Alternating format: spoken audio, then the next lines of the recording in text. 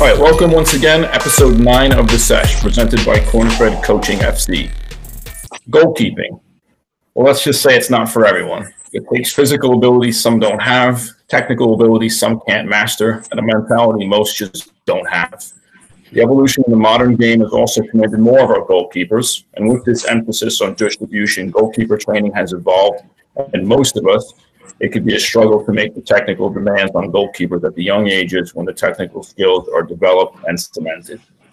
So I'm excited to lead an effort here today to help us better understand goalkeeper-specific training sessions.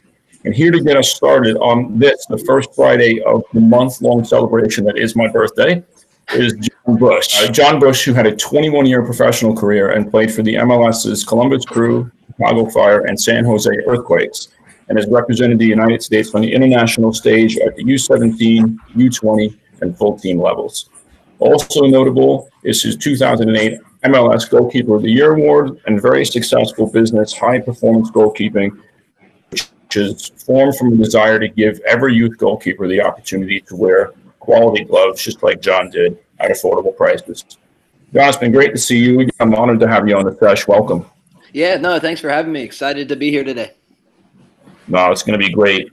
I'm excited. I know we spoke about a month ago about doing some goalkeeper stuff, and I know that we've been talking about doing it here 9 episodes in, so I'm glad we finally are going to be doing it. You know, and I'm really excited to dive into your training session. I threw was lame, so yeah, that was a good one. We'll take it. Sorry, it's been a long week. Okay? Yeah. We do got some panel members, Adrian Parrish of FC Cincinnati's Youth Academy, and a very special. I don't know if I can beat those dad jokes there, but happy birthday. You probably can. I've heard some. And a very special welcome to a friend of mine and the show, a standout for George Mason University, former pro goalkeeper who holds a USSFB and national goalkeeping license, and has had various opportunities to coach with U.S. soccer at the U14 national team camp and with the United States Soccer Training Center. She's also the founder of Soccer Parenting Association. Sky Eddie Bruce is joining us today. Sky, welcome. Thanks. Can't wait to dive into this conversation. Love talking goalkeeping. No, it's going to be great. So it's great to have your perspective and experience to add to the conversation as well. I'm excited about that. Absolutely. And we got Ian, Ross, and Sue. We have given the day off today, so we will be catching them some other episode. So before we kick off episode 9, keeping with tradition, let's go around and give a quick shout to our favorite player to wear the number 9 uniform. So, Jon, I'll give you some time to think on this, and I'll get started with the 2-time UEFA Champions League winner, who also added 3 Scudetti and the World Cup in 2006. Scored 213 goals in Italy, 70 in Europe, and 25 for the Azzurri. For me, Pippo Inzaghi is both my personal favorite number 9, both in position and jersey number. Surprise, Adrian. Big surprise. It's two ironic things that you always go with Italians. I know. We have a goalkeeper session on the number 9 episode of the Sesh. But every goalkeeper wants to be a number 9, Jon. Secretly, you want to be number 9s in training, right? Yes. Yeah. Except for the running part. So exactly. And every nine thinks they're a goalkeeper come in training as well, don't they? Every field player, period, thinks they're a goalkeeper until you actually get them in there, and then they realize how hard people hit balls, and then right away they're out. 100%. 100%. So, ironically enough, though, I normally do go with Liverpool players as well. So Ian Rush was one of my all-time favourites. But I'm not going to pull my leg up, but my foot is currently in a boot right now. So I'm not playing much like a number 9. I've broken my toe. I don't know how I broke it. But one of my favourite number 9s of all time was Alan Shearer. And why I say that, ironically, my foot's in a boot. When I was at Grimsby Town many years ago, Shearer came to visit, and just before the Euros, and his foot was in a boot, and I pulled into the parking lot and almost run over Alan Shearer in his boot.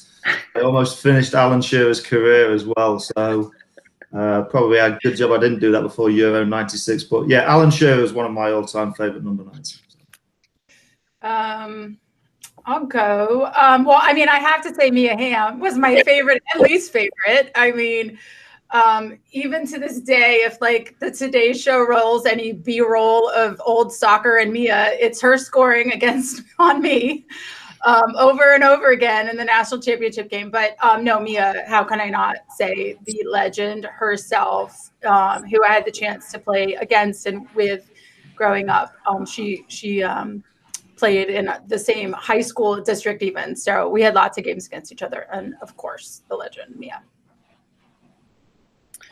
All right. Well, I'm going to go in a totally different direction than all the famous people you guys just mentioned. So I'm going to actually say my brother, because he was a number 9 in high school and everything. He's actually the reason why I became a goalkeeper. He used to put me in the backyard. We had a goal and just smash balls at me. And I liked it for some reason. So he was a very good goal scorer. And so, yeah, I'm going to go with that. Matt Busch is my number 9. I love that. So, it's a great brother you have as well, John. I enjoy working with Matt. So. He must pay you a lot to say that. I appreciate that. So, no, he's not bad. He's a good man. Bad guy. He's not a bad guy. We did our grassroots instructor's license together. I'm glad I got to meet him. That's great. Yeah, no, he's a great guy. He's a great guy. I got the looks, as you can see, but outside of that, it's okay. I don't know why I continue to be surprised at like how everyone in the coaching community kind of knows each other. Like I think, and it's just, it's just, every time you go to the convention or something, everyone, it's just always fascinating to think about how everyone gets connected and then stays connected. For sure. Absolutely. It's a family. Yeah. Although I will say that with my brother, Matt, like there are so many people that will text me or text him and be like, I had no idea, like for years, like I'm not talking like a week or month. Like, I'm like, yeah, we don't talk about it that much, and I never want, I think it's kind of an unwritten thing. Like, I don't think he wants to, not in a bad way, but, go, use my name and vice versa. I think we're two separate people that, are building our own careers, and he has a tremendous coaching career going on for himself, and so for me, I mean, I think it's funny because I've had so many people just say like, hey, your brother's Matt Busch? We had no idea. And and so it's kind of funny, but you're right in the other way of like, everybody knows everybody. Yep. When you find out, you're like, oh yeah, I know him and her and da. So it's kind of cool to see that whole connection. No, it is. So we normally don't do this, but you did just mention it, with your brother getting into coaching and you getting into coaching.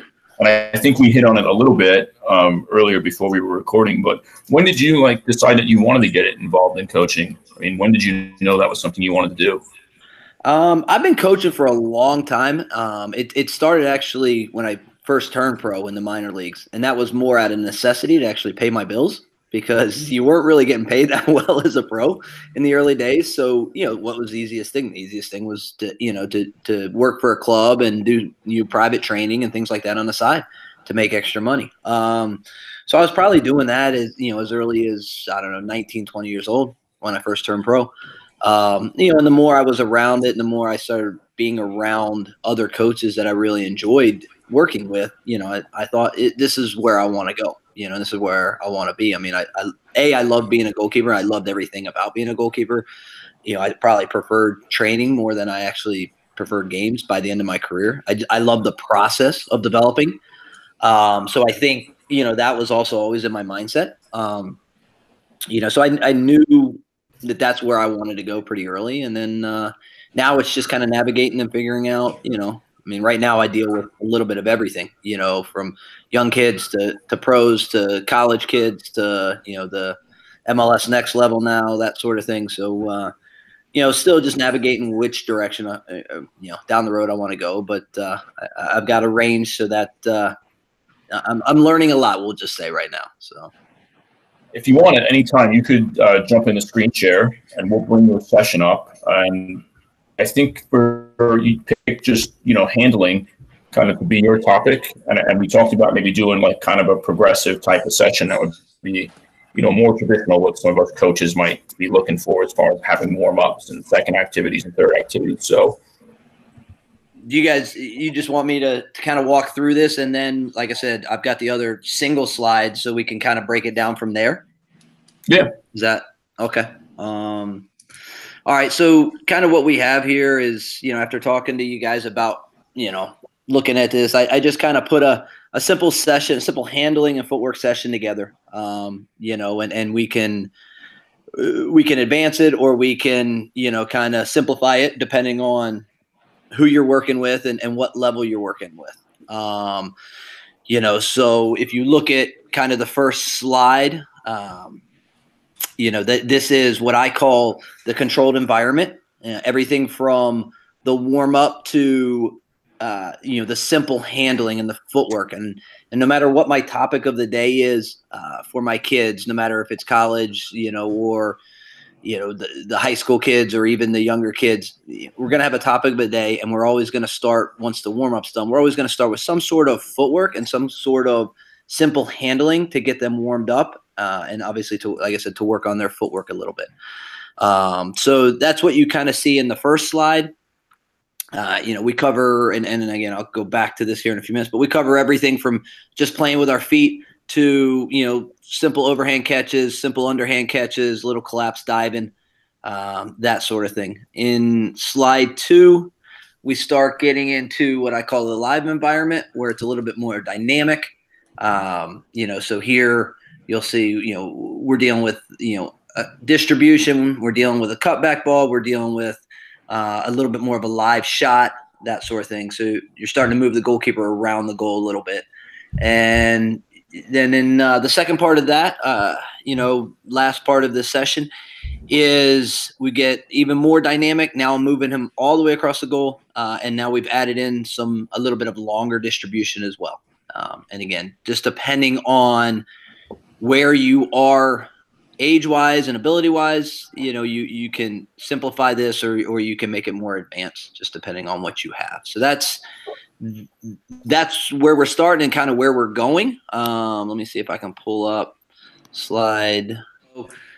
This is where we start. So, one of the things I like to do, no matter what age I have, when they're doing their dynamic warm-up, before we even get to this stuff, the handling and the footwork, I like to allow them to dictate what they do in their kind of dynamic warm-up. They're jogging, their heels up, their knees up, they're shuffling, they're skipping, all that. And the reason I think that's important, because, one of the things, obviously, to be a good goalkeeper is you need to be a good leader. And you need to communicate. And for me, I think it's very important, even at the younger ages, for just the simple communication of, hey, we're jogging to the 18 and back. Hey, we're, this time it's knees up, that sort of thing. And I try to rotate it each session, to make sure that everybody's engaged. For instance, I've got a very good MLS Next young goalkeeper. He's on our 14s, and he is mentally just spot on every time he comes to the session. And he tells the older guys, 17, 18, 19-year-old kids what to do. And it's hysterical when I train him, because he's just so locked in, but you don't always get those kids, sometimes you get the quiet ones. So I feel it's very important, from the beginning of the session to get everybody involved and to allow different people to work on kind of that leadership role. So that was a point I wanted to kind of, throw out there right away about the warm up and then, just the simple leadership skills that we try to start right away. Once that's done, then we get into, again, what I call the controlled environment work. And, if you're looking at this screen here, drill 1 is just a simple, shuffling behind the cones, side to side, and, simple pass from the coach. Playing with your left foot on one side, playing with your right foot on the other. It's one touch to begin with, just to play back. And again, this is just more to get the goalkeepers working in a way that they're going to start moving for the rest of the session. Laterally and that sort of thing. So, if you want to change this, if you're dealing with field players as well, instead of a coach, that can be a field player, serving the ball. If you have a couple of them, you can put one on each end of the cones there. And so now it's a straightforward pass there. So that's that. As far as reps, that sort of thing, it's drill 1, so I'm usually doing probably 6 to 8 of these just to, again, get them moving, get them playing with their feet. Drill 2, as you can see, now we're starting to get a little bit more, involved. The tempo is going to go up a little bit. So now your coach or one of your other goalkeepers is volleying a ball in the middle, and just simple volley for an overhand catch into your goalkeeper working. And now he or she is sidestepping laterally over the cones, and on the outside, we've added a little gate on each side. You get that goalkeeper gets into the middle of that, and now this is just an underhand toss to the working goalkeeper, and it can be an inside the foot volley, or it can be laces volley. It can be 2-touch. It can be whatever you want. You can change it up, but that's the idea there. Again, working on their touch, working on their feet. Obviously in today's game, we want our goalkeepers to be involved. We want them to be another field player. So this is just little ways to add the feet in there right away. So that goalkeeper probably, again, works 6 to 8 of them, somewhere in that ballpark, starting to increase the tempo a little bit. Exercise 3, you're looking at here is now the underhand or the scoop catch. Simple as that. And now what I like to do is, especially for the older kids, now we start adding a little bit of thought process in. So the coach or any other goalkeeper can either call a name of the 2 outside goalkeepers serving, or as you notice, we have a red and a green cone on the outside. He can also call a color, green, red. He can also call right or left. So now we get a little cognitive thinking in there of, not just the goalkeeper going to where he wants to go, but actually reacting to, a voice command. And so he goes right or left, depending on what's called, gets in the middle of the little grid there. And now this is another volley for an overhand catch on the outside. Again, reps probably 6 to 8, somewhere in that ballpark, maybe up to 10, depending on who you're working with and the tempo you're working at.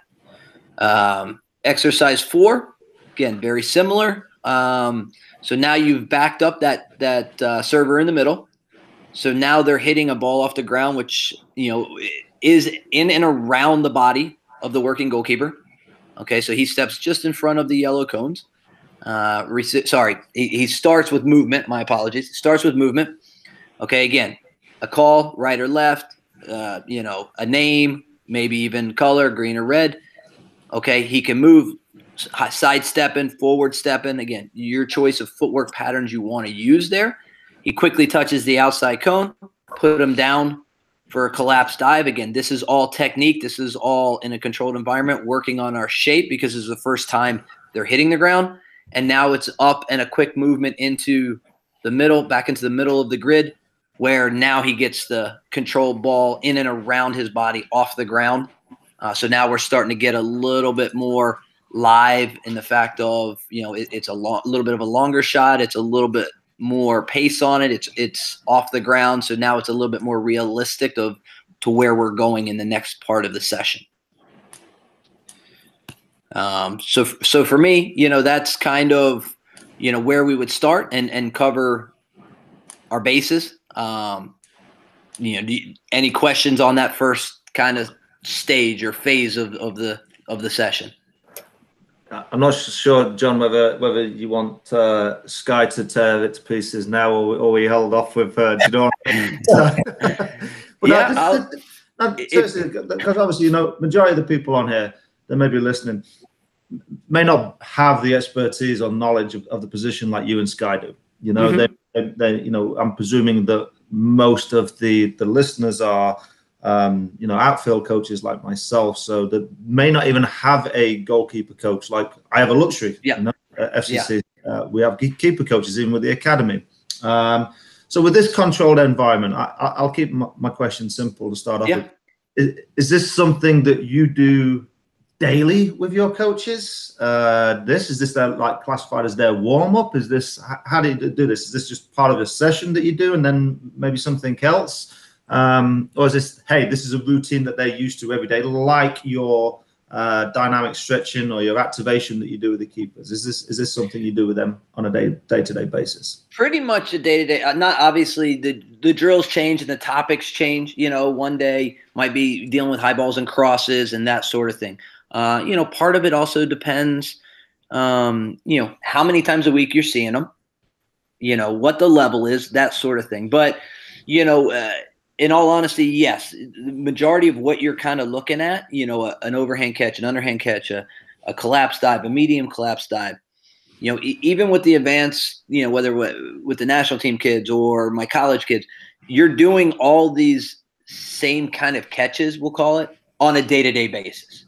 So you basically have a controlled environment for different catches, different dives, different. Correct. Yeah.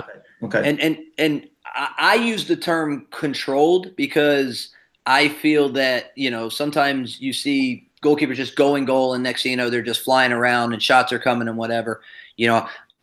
I feel, and because of this is the way I was trained and the way I kind of came up is, I want to paint the picture for these goalkeepers when they're training. So if I just go and throw a goalkeeper in a goal right away, and now all of a sudden, forwards are pinging balls and they're scoring and all this going, right? Not only are they going to get frustrated, their confidence is going to go, and they may not be moving properly, and they may not be catching properly. So for me, when I say controlled environment, I want to paint the picture of what a scoop or an underhand catch looks like for them, what an overhand catch looks like, what a collapse dive looks like, and as Sky will tell you, it takes a long time for muscle memory, especially when they're young, to just lock that in. Even towards the end of my career, my last couple of years here in Indy, I would do drills like this to start every drill or every day.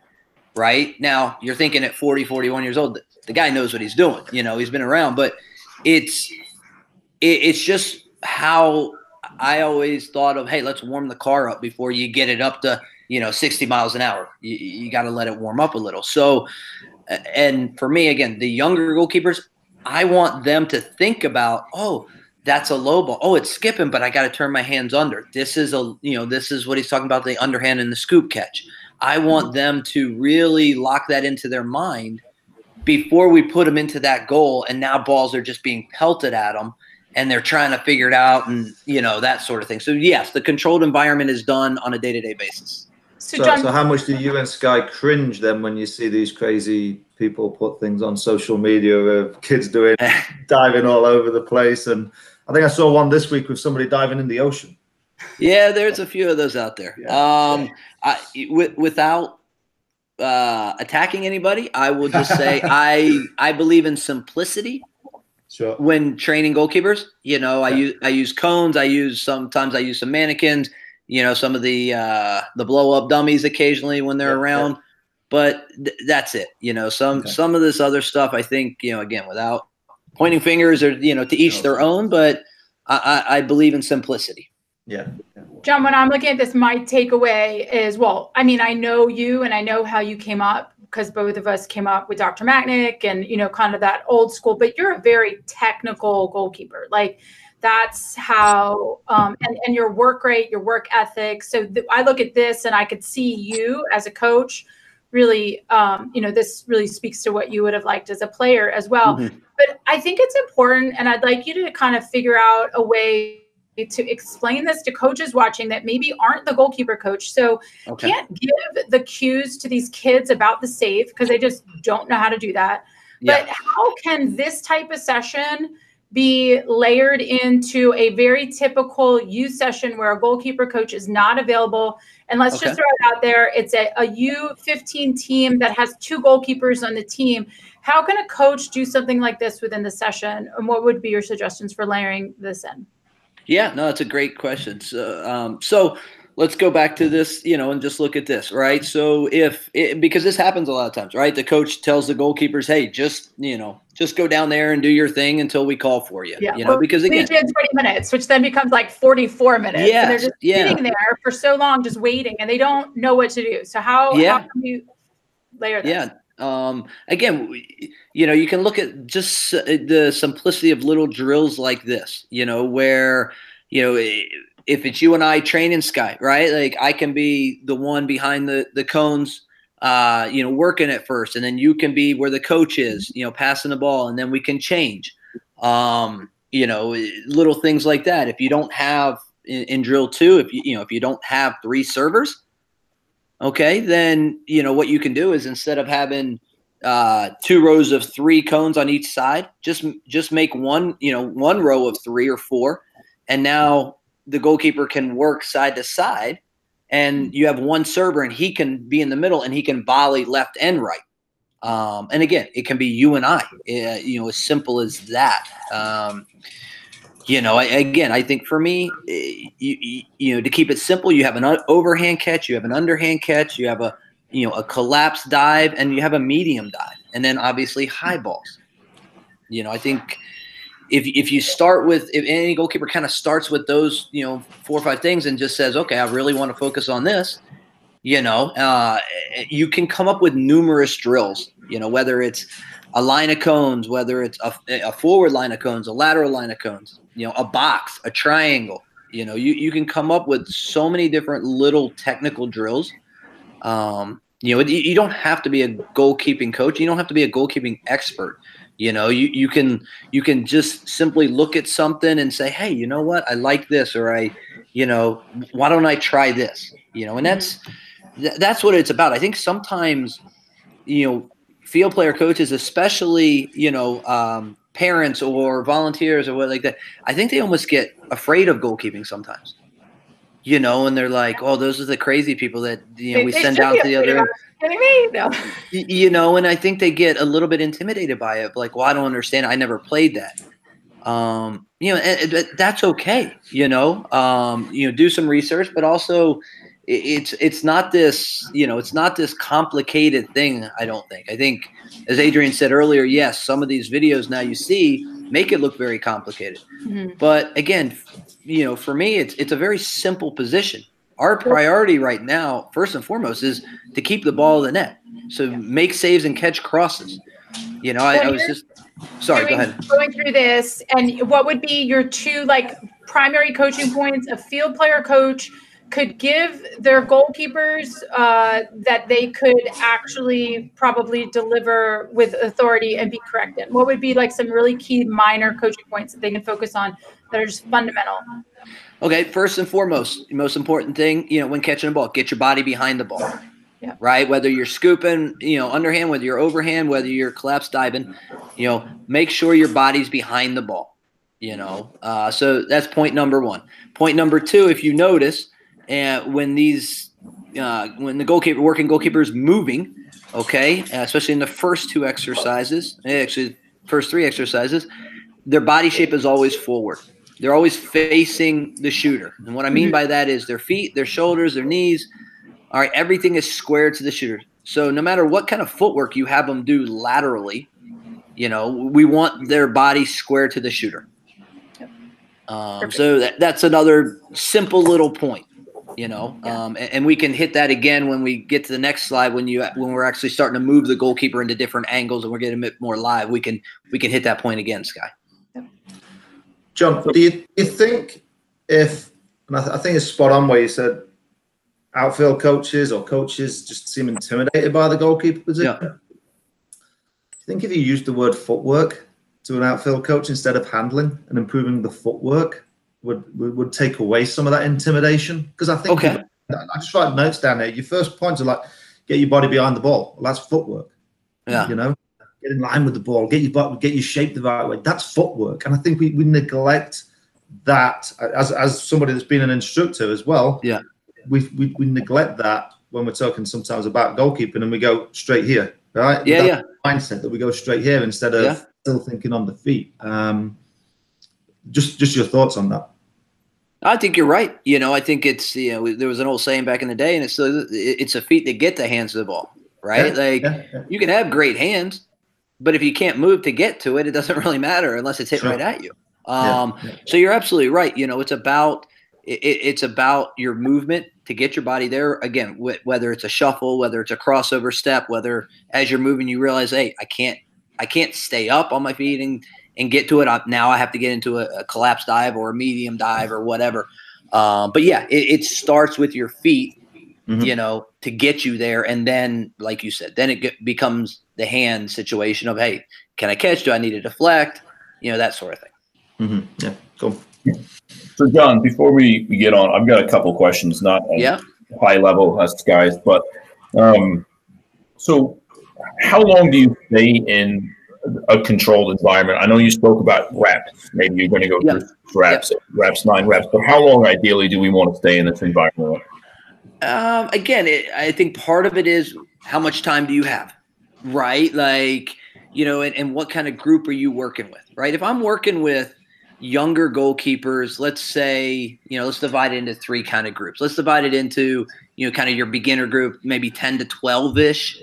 Then your kind of intermediate group, maybe 13 to 15-ish. And then your advanced group.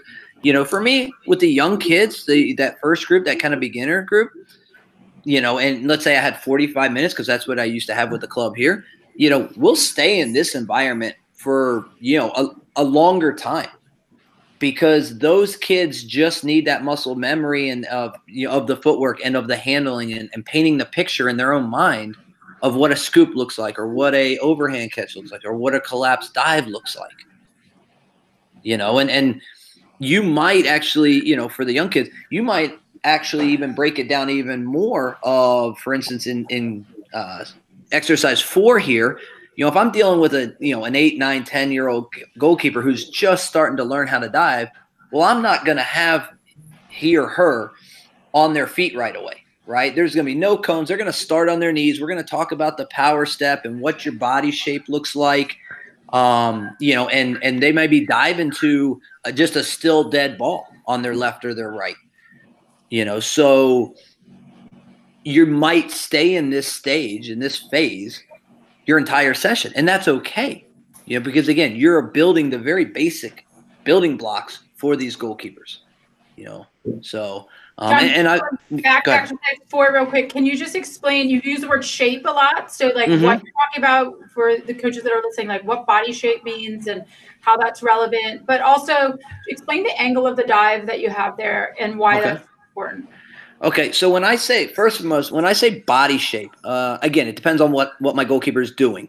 So in exercise 2 up here, when he's catching an overhand catch, it's at kind of upper chest, the head area, I'm looking for, if I'm looking at him from the side, what I'm looking for is, his knees are slightly bent, his feet are roughly shoulder width apart, but from the waist up, he's slightly leaning into the ball, and his arms are reaching forward for the ball. Okay, he's not arms forward and leaning back, or he's not leaning forward and arms tight against his body. It's away from his body, and there's a slight lean forward. All right, that gives him or her good strength for a catch. Now, if it's hit hard or if it's moving, he can knock it down. He can take the pace off of it with his arms extended. But if he's catching against his body, if it's hit hard, it's going to hit him. It's going to be like throwing a ball off the wall. So when I talk about body shape for an overhand catch like that, that's what I'm looking for. When we go to exercise 4 here, when he's collapsed diving, the body shape I'm looking for, if you notice my little arrows there in blue, I've got him attacking the ball. And so what we want to do is when he's taking his last step, in this case onto his right, into his power step is laterally but also slightly forward of his body line. But more importantly, as he takes that power step onto his right foot, he's leaning, again, from the waist up into the ball, towards the ball, and his arms are extended again. So his angle should be not flat from the red cone straight back. It needs to be at that little, let's call it, 30 to 45 degree angle where he's attacking the ball. So that's the body shape I'm looking for. Does that make sense, Sky? Yeah. Yeah, no, it does. And I just think that those little nuances are important. Like those are, to me, things that a field player coach can try to see that that's happening. So if your goalkeeper has the right footwork, they have their body, their hips, their shoulders facing in the right direction, controlled, and they have good body shape and an attacking ball, like all the other stuff can come later. But that's like so foundational that they're set and making that type of save. I think those are the foundational things that a field player coach can really easily grasp and begin with. Well, Sky, I just want to give you kudos because I think it's great to have you on the panel here today because, like, you know, we don't have as a outfield coach or field coach, we don't have maybe John or you sitting on the bench with us. Yeah. Game day. So but we still need to know those little bits that when a keeper comes off, shot happens, goal goes in, what can we do? What can we do to help them?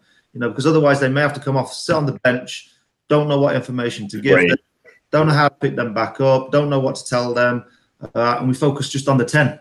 You know, so we need that information to give that. And usually you say, "Oh, unlucky," you know, which is the worst thing to say. Look, you know, we got to give them some information. So I think, guys, it's great that you're on here on the panel today because those nuances, as you keep saying, and throwing that word out, it is fantastic for outfield coaches. You both on here sharing that knowledge, so outfield coaches can have some understanding for it, not necessarily in a training session, but also for game days as well. Absolutely.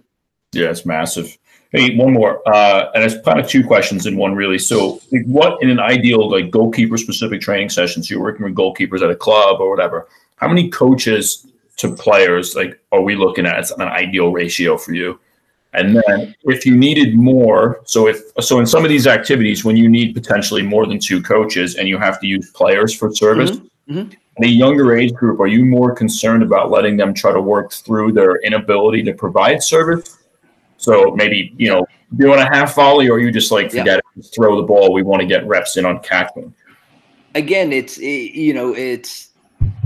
a time and a place for each one of those, right? If we are teaching them how to catch, right? The overhand catch, for instance, right? And I've got them on his or her knees, you know, just catching there, working on this. I probably won't have that younger goalkeeper volley it, right? Either I'm going to volley it, or if our numbers are too big, if maybe they're working together, you know, and I have a bigger group, it might be a toss, right? It might just be even a chest pass like in basketball, just because my focus is I want to get them the proper amount of reps. You know, now once I feel, you know, a few weeks down the road, maybe, hey, you know what? They've got the catch. They understand the catch. Now I'm going to switch that little focus of, hey, let's work on your volley now. Right. So even though I still want, you know, to work on the overhand catch, now I'm putting the emphasis a little bit on their server. And like you said, all of a sudden the kids are probably spraying balls a little bit all over the place, you know, so I'm losing a little maybe on that catching side, but I'm okay with that because I'm trying to, you know, get into a little bit more of, hey, you need to concentrate on your distribution now. This is part of your distribution. You know, so it's a little bit of give and take in those situations, for sure, you know. But it's in my opinion, especially as you get older, I'm adamant about my kids serving their own balls. You know, yes, if I need to do it to, you know, make a drill work a certain way, or you know that, or if it's younger kids and I feel like, hey, to get them success, I need to hit it, I will. But you know, for most of my goalkeepers, they know like, hey, they're serving, you know, and they're serving with both feet on certain drills. You know, they're serving different kind of balls. You know, whether it's off the ground, whether it's volleys, whether it's drop kicks, whether it's, you know, whatever. Because 2 things I want to get across to them during that. 1, obviously, it improves their distribution, hopefully, and then 2. They need to learn how to train each other. Because again, going back to what Adrian said a few minutes ago, you know, and what Sky said, well, some people don't have goalie coaches. So some coaches say, hey, just go down there for 30 minutes and I'll call you when I need you. Right. So they need to understand, you know, let's work on volleys. This is the kind of service I need to give you, and this is what you need to give me. So they need to understand the pace, what kind of serve it is, and how to make that drill successful. Right. If I'm collapse diving and Sky and I are training and it's our first session or our first drill and it's a low dive to my right, I don't need Sky smashing it with her laces. Right. She's not trying to beat me. She's trying to make me have success diving to my left. So again, the goalkeeper's figuring out what pace works for Sky when I'm serving her and vice versa. So it teaches them how to train each other in case there is not a goalkeeper coach there. Awesome. So I think let's go to your live environment part 1. Okay. And kind of see, what it is that we're taking from the control environment into the live environment here in our, phase 1 of our live setting. Your coach is volleying a ball into your goalkeeper's hands. That goalkeeper then plays it back to your coach, who rolls it back. So then he's getting a back pass, a one-touch back pass, and now he's playing out to his target over to the goalkeeper's right. Okay, from there, he quickly gets across to the near post, gets a low collapse dive on a cutback ball, okay, from, again, another goalkeeper. You can use, field players there. This could be your outside middies if you want to get live into a team environment. From there, it cuts it off, gives it back, gets back up. Now he gets a live shot from his original target off the back pass. Again, as the notes are all there, but now we're starting to get a bit more dynamic. Again, still working on the hands from the volley, but now little distribution in a roll. There needs to be communication from this goalkeeper, back to the coach. Yes, play my right foot. Give me a one-touch ball, right? So now we're adding that leadership and that communication in. All right. Now he's got to also have vision to find, in this case, that could be, a number 5 on the side. It could be a 4, that sort of thing. Could be, maybe one of the center midfielders, defensive midfielder checking back. Now we're starting to play distribution there. Again, gets over to the near post. That's a cutback ball. Outside middies getting deep on the end line, trying to cut back. Squaring up at the near post, cutting that off, and now reason why we put that last shot in there, maybe during this cutback ball, he or she hasn't caught it. Maybe they've deflected it. It pops into these areas a lot. Now it's about him getting up quick, readjusting his angle. Now we're talking about angle play. Where am I looking? Near post, far post, using the penalty spot to cheat and find our angles, that sort of thing. Getting back up. As we talked earlier, and Sky talked about body shape, okay, and what I'm looking for, look where this shooter is. Now, he's a little bit more at an angle. In this case, he's a bit off the keeper's right side. So, as best I could with my little mannequins here, I want that body shape square to the shooter. When the working goalkeeper is working with the coach who's volleying the ball, obviously he's square to the coach. But for this shot, now he's a little bit of an angle, but he's square. His body shape is square to the shooter. So that's what Sky and I were talking about a little bit earlier with the body shape. Again, simple, but incorporates a lot of different things. It's multitasking for goalkeeping, as I like to say. Handling, communication, distribution, angle play. It's all in there in a very quick time. Questions on that one? Yeah, if he or she spills number 3, you allow 4 just to follow him to the rebound without taking the shot. If they spill the cutback ball, yeah, depends on where it goes, right? Okay. If it's popping in here more towards the coach or even there, yeah, the person from the high shot can come in there. But if somebody has to chase it down, no, not really. Just move on, get up, move on to that live third shot. Okay. And the reason I asked, John, is because I find 3 a very important one these days. Yeah. If you look at the highest level, and of course I'm talking the highest level, it's an area where teams look to hit. If you look at the stats, the amount of times that Man City, Liverpool, Arsenal, Chelsea get into those areas and that type of ball, which is very dangerous, it's very, very dangerous, because even as a defender or a keeper, you're in trouble when you get if an attacker gets into that area. So, you find a lot of times that spill out is obviously followed up. So I'm just curious, really. Do you know what I mean? Yeah. And you're spot on. One of the things we talk about here with our goalkeepers is on these balls, because yes, they are seeing a lot more of them. We try to put the emphasis on, can they, if they are going to deflect, can they get their hands behind it enough where they're sending it back out this direction towards the sideline. So they're sending it back towards where it came from. Then, yes. Yeah. Back towards that sideline where if there is somebody in this area, kind of where those extra 3 balls are, if there is somebody there, that's at least a lesser of an angle. Goal as well, right? Yeah. It's away from the danger area. Exactly. Now, there are times where all they can do is just kind of tip it and redirect it, and it does come across.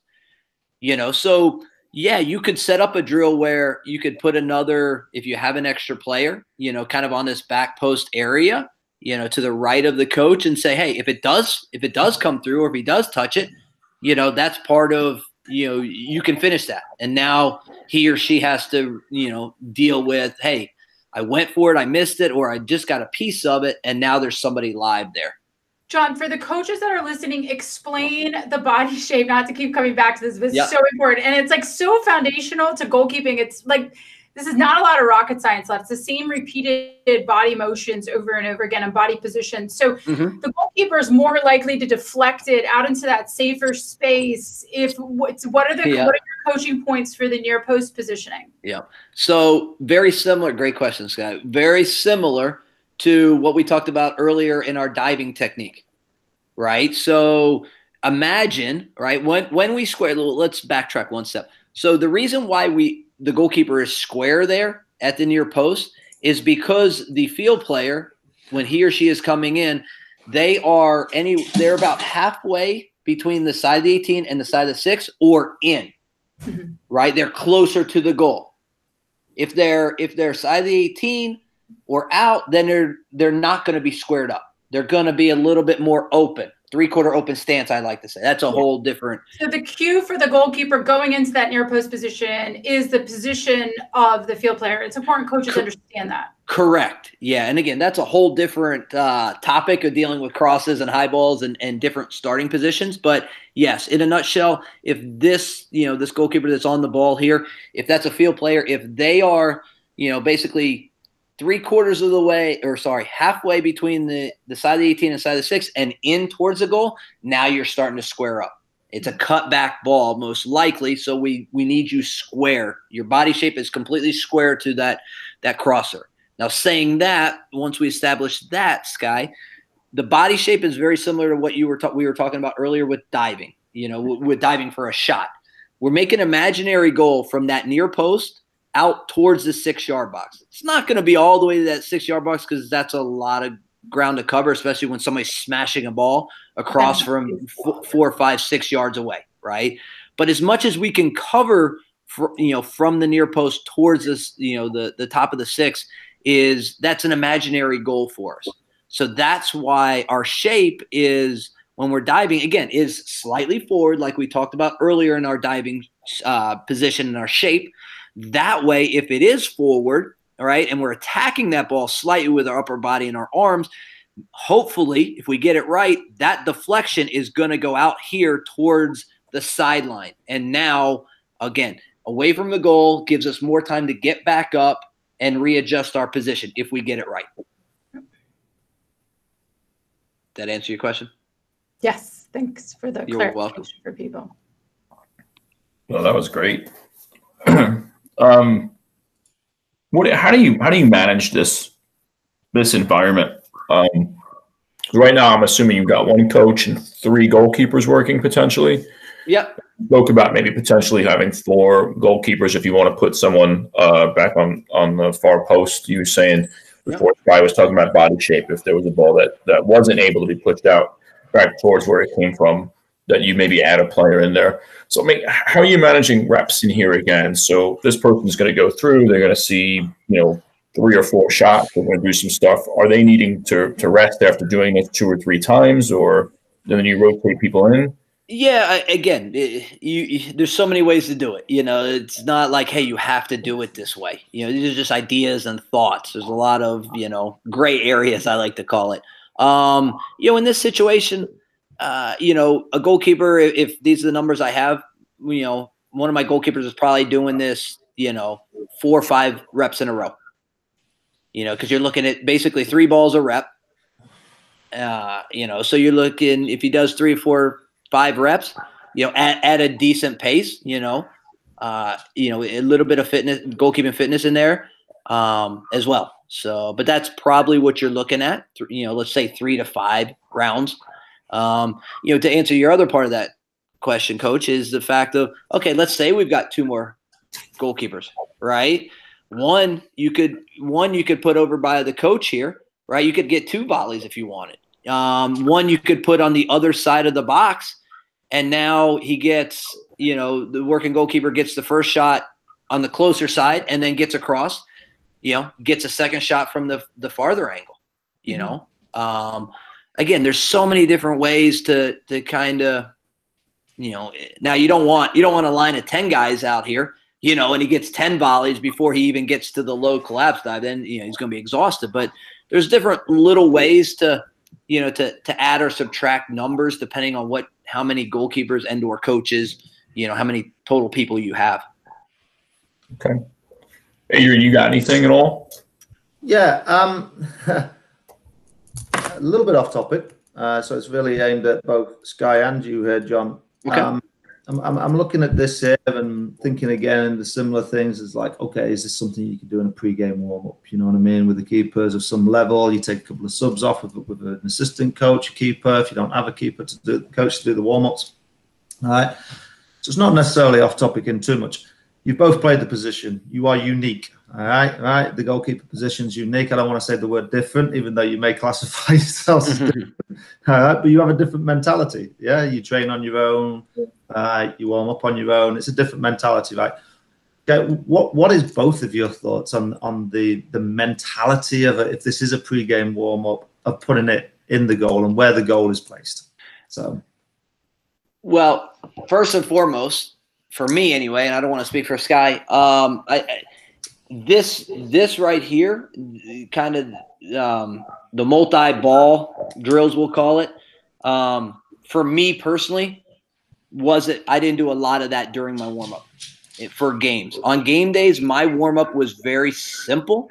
Mm-hmm. And I've actually designed one for our kids here, and it's very similar to it, because for your warm-up, you want to feel comfortable. You want to have success. So when they finish that warm-up, those kids, no matter what level or what age or what level, they're walking over to get their a sip of water before they start the game, and they feel that they're the best goalkeeper in the world. And they have covered every topic, whether it's underhand, overhand, collapse dive, and high balls. They've covered everything in that warm-up. So now they feel, hey, no matter what is thrown at me in the next 90 minutes of this game, I'm going to be successful. My warm-up was always simple, Adrian. Just, 8 scoops right at my feet, 8 to 10 volleys at my chest, a little shuffling side to side, 4 collapses right, 4 collapses left, like very simple, almost non-dynamic, until I got to some live shots, but it's only one person hitting them. Mm-hmm. One person hitting from top of 18 on my right side. Let's do 6 over there. Let's go to the left side, 6 over there. Give me 8 to 10 crosses each side. Okay, come back, hit some long balls, done. Yeah, Adrian, I really like your question because I think it's like opening the door to some important conversations. So, like the mentality of a goalkeeper, you're right. And so we're put in positions that we have to be perfect all the time. And that perfection and focus and mental strength really requires unique support from a coach. And I remember a lot of times young as a player, like a parent, I don't even remember his name, but he'd always warm me up. And it wasn't until like my junior year that I felt confident saying, no, I don't want to do all that. Like, this is what I want to do. And I took responsibility for my warm up and had him facilitate what I wanted. And there's something really powerful about that. Yeah. So like the importance of us being in a really good frame of mind before a game. But to answer the other part of this question that I really want to get to that's making me think here is that a goalkeeper training in a goal with lines is so important. I think that's something a coach doesn't realize a lot. Oh, we'll just put 2 cones over there. And I know we're lucky enough, in this situation and you all professionally to have spaces. But if a coach, if the goalkeepers are trying to do a really, you're saying to them, you have 20 minutes, we'll need you. If you can give them a goal with lines, that will really make a difference, because so much of our cueing is based off of the lines that we see, and goalkeepers need to be able to develop that. So I think it's important, kind of to answer your question about being in the goal. Not even just for the reason of feeling like you're in the goal, but it really cues a lot of our positioning. And it's really essential that young player learns to start looking at those for cues. And I found from both of you there, the point was you both took ownership as keepers on your own warm-up. And John, I think that the very first part you said is you give ownership to the keepers even during their warm-up, in your controlled environment, right? Yes. Yeah. Because we often find, I'll go back on that a little bit. We often find with young goalkeepers, when we say, "Hey, communicate," they'll often say, "Well, I don't know what to say. I don't know." What to say. You throw it out. So with it being unique, you're giving them ownership, and you're giving them that, "Hey, this is yours," and taking ownership of it. And I think that's great. Yeah. That both of you have designed your own that way. So if I'm an outfield coach, I think that's something where I would work. If I didn't have a keeper, like I would work with him or her to say, "Hey, let's get you a pre-game warm-up. Let's get you something where you feel comfortable and you're ready to play." So giving the players that autonomy, and all of those exercises that John had to start with, you can give them to your goalkeeper and show them once, give it to them on an index card, tell them to put it in the bag and say, "Go through the 4 cards when you have that 20 minutes." And they need to take responsibility and be able to do that. They're a goalkeeper. That's a situation they're going to run into a lot. Yeah. I love how you go. I love how you take it from simple to complex. I use simple words. Autonomy, yes. Leadership, the sky. Come on. Okay, let me bring it back down. Let me bring it back down. Yeah. But she's right. I mean, I did a similar thing a few months ago with one of the high school girls I work with, just down the road, where, again, in that environment, they're in the middle of the season. Sometimes, she has the other goalkeeper to warm her up. Sometimes it's an assistant coach. Like, it's a little bit all over the place, and she never had any consistency to it, so I ended up sending her the one I made for the academy here. And I said, "Look, this is not black and white. This is just ideas and thoughts. This is what I did as a pro. This is what worked for me, but not necessarily going to work for you. It might. What I want you to do is I want you to look at it. I want you to think about it. Take a couple days, chew on it a little bit, and then write your own, right? And some of the drills might be exactly the same, and some of them might be slightly different. And I think that, that also needs to be understood, because every goalkeeper is slightly different, right? We're not cookie cutters. We're not the same exact person. So what worked for me might not work for Sky, and vice versa. I mean, I remember, again, when in my early pro days watching Miola warm up. Miola did so much kicking and almost never really did any, diving or live shots in his warm up. Now he was a little bit older at that time, but it worked for Tony.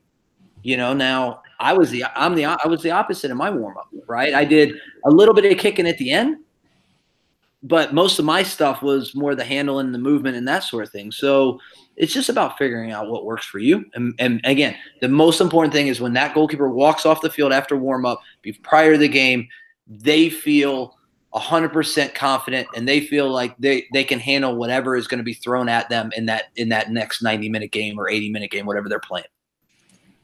Oh, great. I actually, I've been just listening and just kind of thinking and almost reflecting in real time about the stuff I do. And I love the idea of the 4 cards, Sky, maybe doing that with some of the younger goalkeepers and letting them begin to take ownership. So maybe giving them, 20 different things we can do, and how do they put it together for themselves? Because I'll be honest with you, when I did goalkeeper level 1 and 2, they went through a kind of an ideal warm-up for goalkeepers when I did that, and I wrote everything down, and that's what I've been doing since then. I think I did that in 2000 whenever, and I don't think I've ever really deviated from that warm-up. And obviously for kids I've coached from 11U on through 19U, which I'm old enough now, there's been some kids they don't know any different, but when I take over for a girl like the current goalkeeper I have at 16U, I probably just went and changed everything she did from 11 because I was like, yeah, I only know how to do this warm up. That's it. So everything you've done, I'm not doing. So I probably took that away from her. So, yeah, I don't know. Maybe you gave her some structure. Maybe. But the other thing you just brought up, it's a very good point, right? And I say this to a lot of my goalkeepers. As you get older and the more success you have, and the amount of different teams you play on, you're gonna have different goalkeeper coaches who have different styles. There's never any right or wrong. It's not like, hey, Sky's completely right 100% on this and Jon Busch completely wrong on this and vice versa, right? It's figuring out what fits into each goalkeeper, because again, each goalkeeper is slightly different, and taking bits and pieces from every goalkeeper coach and say, hey, you know what? I'm going to try this. I like this. I'm keeping this. Hey, I tried that. Yeah, doesn't really work for me. I'm going to put it on the back burner. But having an open mind to try different things, and not just say, well, I'm not going to try that because my coach at the club level, he told me I have to do it this way. And that, I'm in a different environment, but yeah, you're my goalie coach right now, but I'm not going to try that. Right. So, it's about having an open mind and trying different things and tweaking different things, So John, I'll let you kind of, I guess, prepare the next slide, and I'll throw this one out at both you and Sky again. Okay. I did Sky. I'd throw some questions at her because I know, Sky, you have been worked in the keeper camps, both you and John, and still do. So again, talking on the mentality, then when you come and you've got in your keeper camps, you're probably dealing with maybe 10 different players in your groups, maybe 10 or 12, and how do you handle that as coaches? Because I mean, again, it's no different than when we as field coaches, we keep throwing that word out there, deal with it. And when these kids come into our environment, they come to us from 8 different coaches as well, and we're changing a mindset, a philosophy. We're changing a culture with them. How do you handle that in a camp within probably such a week's environment that you're in? You've got kids that are coming in and say, well, yeah, show me this way. Want to go first, John, or do you want me to go? Yeah, whatever. I mean, for me, Adrian, I think I make it a point to, to always say, like, for instance, when I go with the youth national teams, right, from the 14 level all the way up to when I was working with Jason Christ with the Olympic team, you're getting goalkeepers from, all different places, FC Dallas and, FC Cincinnati and Not yet. We're trying, John. Well, it's coming, I'm sure. It's coming. But, so, and those camps are also, 1 to 2 weeks, most likely. So they're short in environments. And what I found with the younger goalkeepers with the 14s, there's more to talk about, more to work on technique wise. But again, I'm not going to say, hey, you know what? I know you train at Atlanta United and your goalie coach is there, but this is the way I want you to do it. A, that's not fair to him. And B, I don't think, there's not one style. I think the most important thing you need to answer is, does it work for the goalkeeper?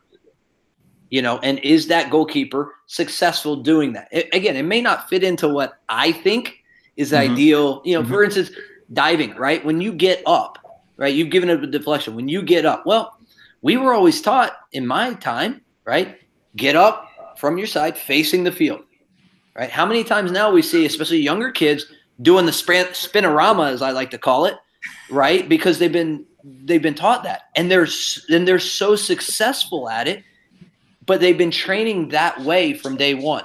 Yeah, I may not personally not believe in it, but understand it or whatever. I maybe never would have used it, but I have 2 or 3 goalkeepers here that it works for them. They're very successful at it. So I'm not going to take that away from them and say, no, you can't do it that way. You have to do it this way, because I don't think that's going to, we've had discussions where I said, hey, try it this way. Try it the way I see it by getting up this way. So you're facing the field. And these are the reasons why I want you to try it that way. And then you figure out what works for you. And I think you have to, as a coach, you have to be willing to be open like that and say, hey, you know what? Let's try things, but let's figure out what works for you, because I want you to be successful not say, well, you have to do everything I say, you know? And Adrian, your question was also like about the mental side of things. Like, I think there's a certain personality and qualities that you just have to be a goalkeeper. In my experience in working with at camps where I do have kids from different groups coming in, is that they're generally so excited and empowered to be in a group with similarly minded people. And so as a coach, this concept of resilience and not focusing on mistakes, having really, really high self-esteem, you can knock it down on yourself. You have to be very reflective. Like all of these things are just demonstrative of a goalkeeper that is going to do well. And so I think there's certain mental qualities of goalkeepers that just go across the line. And so it's actually pretty easy from that standpoint of these are my expectations and in those environments.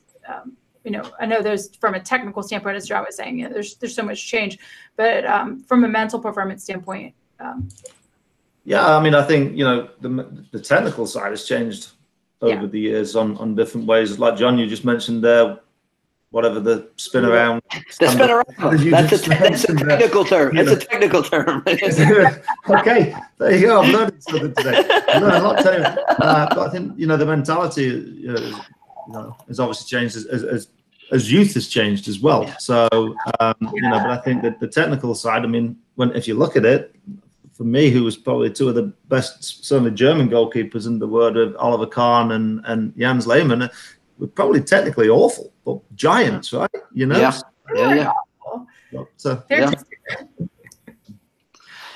But just real quick, because I was thinking as you were saying this, is that the role that we have as a coach to elevate the goalkeeper and to give them that sense of preparation is really important. I think that any coach can really, really support that mental performance and the development. Yeah. That's such a foundation of goalkeeping. The mental side is a huge part of goalkeeping, and I think especially even more so in today's world, right? Because at a higher level, I mean, Adrian's going to play a couple games this weekend and, they're going to be filmed and you can get it on social media. You can get it on, right? So now if I make a mistake, when I made a mistake in my early days in, playing for the crew, it was on VHS. That was it. Right. So, I was the only one that saw it or the coach saw it. That was it. Right now, when these goalkeepers make mistakes, the world sees it instantaneously. Yeah. And now you got every, goalkeeper coach that sits on a couch at home, just hammering somebody, that played for Liverpool or plays for Man City or whatever, and it's like, That's just anybody though, isn't it, Jon? I mean, I know but like Sky said, you feel alone when you stand in between the sticks. But I mean, Van Dijk all of a sudden against Leeds United was the worst ever. Yeah. After he was the best defender in the world. Exactly. At the season. So it's just the way that the world has changed. But you keepers, you carry the weight. I get it. You're the first man, or the last lady, the first lady. So I understand it. But the mentality of it is very, very different. So. And it's changed a lot too. What Jon and I used to do at our camps, you can't do anymore with these kids. Like, bring like this craziness. Hey, we don't need any lawyers chasing you. It does. Pedro doesn't have the brain to get sued. It does make the question of that. How do you develop that level of goalkeeping? And you wonder, when you look at our pool of goalkeepers that we have in the United States right now, things are changing, and you kind of wonder where that's coming from. And a lot of that, I think, is just because of how the mentality has changed. Kids are, I was about to say softer. That would probably, No, it's fine to say that. It's fine to do it. I think that's politically correct still, Sky. You're okay. That's politically okay. It's a different world. It's a different generation, Sky. We'll leave it at that. It's jokingly apart, I will say that we can at least say today's generation, today is 2020. The kids that are growing up in 2020 will be able to turn around and use this as their story. Like our story is, I used to walk uphill both ways in the snow. In 2020, like you have no idea what it was like. So exactly. No idea. Hey, John, you added a goal in here, and Okay. that was something that I'm just curious about, like what type of distribution you're looking for here. Like, is that something that we're talking about, like kids throwing balls? Are we putting down the feet? Again, and both? you can see this, correct? You guys are good? Yeah. Yep. Okay. So again, this goes back to, what the level is, what you have, and what you want to accomplish, right? So for instance, if I've got some older goalkeepers or, more experienced goalkeepers, I may put this goal almost at midfield at an angle, and I may say to them, hey, I want you hitting this with, from the ground, because this is, this might be a goal kick where you're hitting your outside back who's high up the line. This might be, maybe I move it even a little bit higher, more towards midfield. This could be my number 9 checking back at an angle, and now the goalkeeper can punt it or drop kick or sidewinder out of his or her hands. If you got smaller goalkeepers like my 13s and 14s, when we train them, I'll move this goal in a little bit closer to the corner of the 18 because they can't kick it as far. You can put this goal centrally behind the coach, right? And now what you're saying is once you make that save, use the coach kind of as a screen, if you want to call it that, or the forward coming in, and play around him or her into a goal that's 20 yards out, and that could be one of your midfielders checking back to get it at his or her feet. So again, to answer your question, there's so many different options and ideas. I just threw it out here thinking, you know what? I've just made a save. I want my goalkeeper to work on a little bit of a longer ball.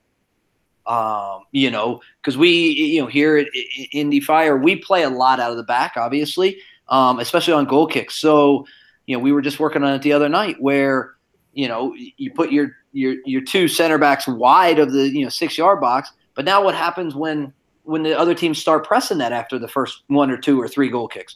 Well, now your outside backs are a little bit higher, and wider. Can you play that 30-yard little ball over the top and keep possession? So that was just the idea here of throwing that goal in there. But yeah, the distribution could be whatever you want it to be. That's great. And it's good that you talked about that piece building out of the back, because that's, it is something that, especially at the younger age groups, when we're trying to, at 11 and 12, build out of the back and teams will press us. And it's like, it's like maybe you need to punt the ball. It's like, I don't know how to punt. Maybe you need to throw. I don't know how to throw. Distribution gets us out of those situations sometimes just to get the drop off and give us a little bit of room, but it could be a struggle. So it's a good point, Damon. I don't want to get on a soapbox here, but when US Soccer put in the build-out line at 7 versus 7, it was never a build-out line. It was let's line up the troops and line. Yeah. Well, we've talked about this on previous episodes, but we've had some definite bad matches this year where it's been particularly poor. So well, we figured out with our 13s and then a little bit even with our 14s now, where the kids are just not strong enough to kick the ball yet that far down the field, right? So one of the things we've worked on, especially with our 13 goalkeeper, when we're playing goal kicks, if he's got the 2 wide, but now they're starting to be pressured, can he bounce it into a central midfielder checking back for just a little bit of a one-touch ball play back? Now there's a little bit of momentum on the ball already, and now he's allowed to get a little bit farther distance on that. So it's a little bit of a play, right? And that's simply because he can't hit a dead ball that far yet. So he bumps it in, it comes back. Now he gets a little bit more distance on his goal kick. So I'm scribbling notes because I see Cincinnati play in the Fire in a couple of weeks. So we got you in 2 weeks. We're not worried about it. Scribbling them down. What I love about what you're saying is you're thinking about the game. So all the stuff that we've done has been very technical, individual, but really big picture right now. When we're working with goalkeeping, we're needing to integrate the team. We're needing to integrate the situations that they're specifically seeing based on the style and system of play that our team's playing. So I love that you're talking about specific scenarios like that. Does that play into a lot of your practice design? Absolutely. So for me here or anywhere, I'll know what we're doing that day in training, and probably have a plan for the whole week. So I try to line up. I have a topic of every day what I want to accomplish, but I also want to try to line it up in some capacity with what the coaches are doing in their training and what they're focusing on with their team environment. So then when we do come together, it meshes, because I want these kids not just thinking, well, I need to dive here or I need to kick the ball there, but why am I having you play that ball? What is that in the bigger picture of the game?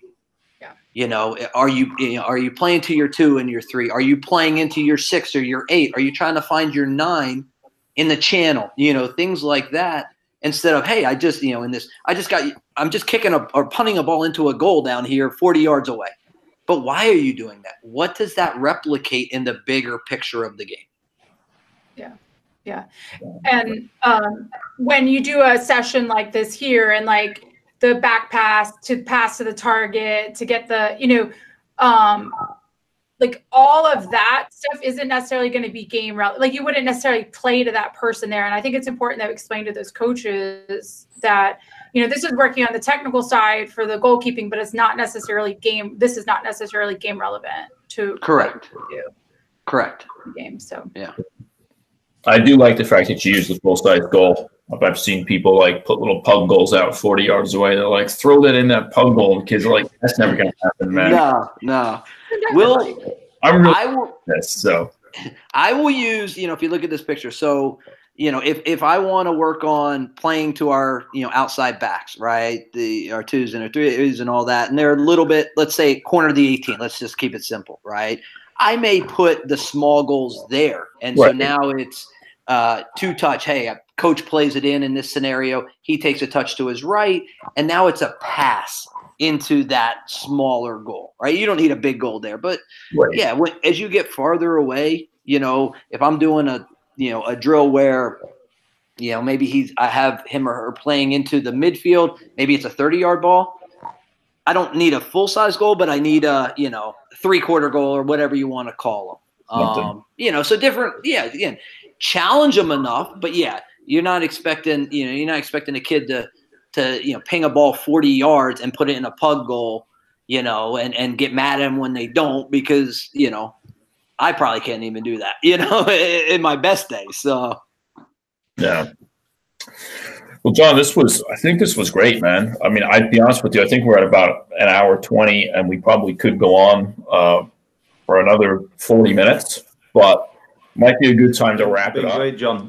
It's you've shared a lot of information, and Sky as well. It's been great to have Sky on the panel here today to help, with a lot of the questioning, having not played the position, having been yelled at when I was playing for not doing my job as a right back. So understanding a little bit of now what you have to go through. It's helpful, and I'm hoping that the people that are listening is listen. You don't actually have to have played the position to understand the position. Yeah. But it's important that you actually understand the position, because like I think I said, you got to help the coach. You got to help the player, as the coach, as they come off. But you may not have a keeper coach. You may not even have a keeper coach to train your kids. And you guys are an important part of our teams, and we neglect it. So thank you. Thank you. Thanks for both that you've done. It's great information. So I hope people have listened have got plenty out of it. So yeah. Well, I think they definitely have. Scott, do you have any final closing remarks or anything that you would like to? No, it's great to be here with Jon after all these years. It's great to reconnect, and I think that goalkeeping is in a really interesting space right now, just where we are from a coaching standpoint and the integration within the team and technical stuff. So I think discussions are really, really important. I applaud you for trying to dive in.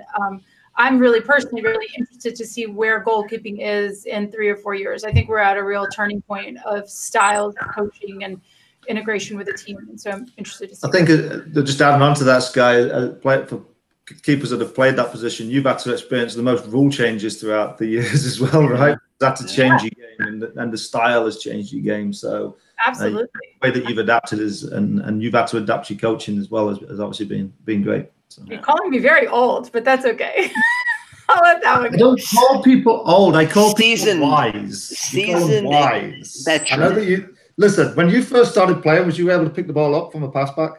Oh yeah, like you could. You're wise. Like the goalkeepers. You played it back, they played it back to you. You picked it up. Like so. Didn't have gloves back then either. The 6-second rule still doesn't exist anyway. But there we go. So. Well, my favorite Jon Busch story is. Oh boy, I gotta go. No. It's just doing camps to them, and we were in a demo, and it was like make a low save, and then you do a high save, and I would like be down there for this low save, and before I could even get back up, I'd be like reloading, and over my shoulder would come Jon Busch, making like a save in the upper corner with this like low hand. This guy could fly around like anyone in the world, and it was always so awesome to watch you. And you were young, you were like 16. I was, in college, and you were around. But it's great to be here. I love that you're in the game, Jon. I love that you're impacting the lives of these kids, and your mentality, your focus, your intensity is exactly what youth players need right now. So it's just really, really, truly, without sounding weird, it brings me a lot of joy to know that you're in the game and impacting these kids' lives and making a big impact. So it's great. Thanks, guys. That means a lot. I appreciate it. Thanks for allowing us to be, me and Damo, to be part of your union for like. Yeah. Welcome you have your union out there. Welcome to the crazy. There's your card back. You can have your card back now, guys. We're allowed the free pass for 90 minutes. So. It has been amazing, Jon. I appreciate you giving us time today, and then time in the past just to kind of get organized. I know we spoke for about an hour one day, and obviously putting a session together always takes a little bit of time. So I really do appreciate your effort, and hopefully everyone appreciates our effort on this 9th episode of Cornfed Coaching FC's The Sesh. So from all of us here, we wish you well, stay safe, and stay thirsty on this Friday.